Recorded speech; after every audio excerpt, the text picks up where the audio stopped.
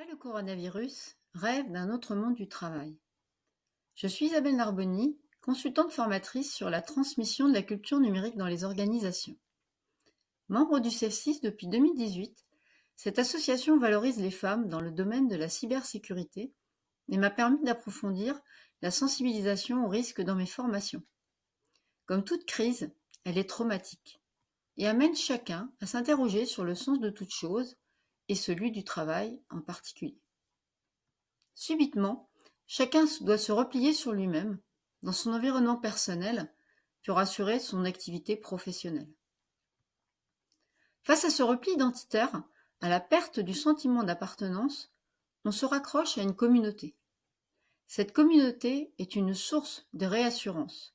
Le terme j'existe prend tout son sens.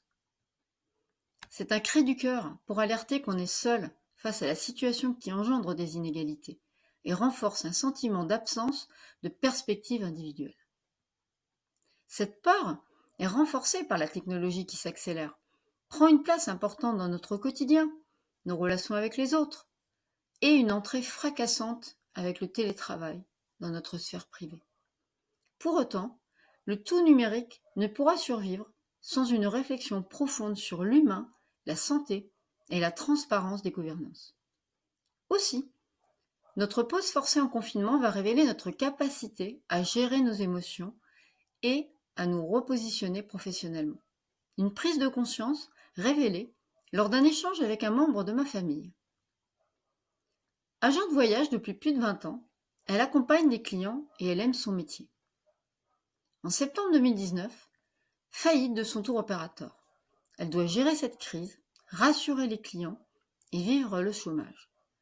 Janvier 2020, une autre agence reprend les effectifs et elle reste à son poste. Mars 2020, Covid-19, deuxième épisode de stress. La cellule de crise est gérée par le siège. Et là, elle se retrouve chez elle, confinée et avec rien à faire. Je prends conscience que ses compétences numériques sont très éloignées de ce que j'avais imaginé. Elle n'a jamais été formée en bureautique malgré ses demandes. Aussi, je lui propose mon aide en la rendant autonome dans sa démarche avec des vidéos, des exercices et surtout de la volonté. Une semaine plus tard, elle est heureuse, elle progresse vite et surtout ces mots « j'aime apprendre ». Finalement, elle a retrouvé du sens à sa vie professionnelle, son état émotionnel a conditionné son bien-être. Réenchantons le travail, collectivement ou à titre individuel, c'est à notre portée.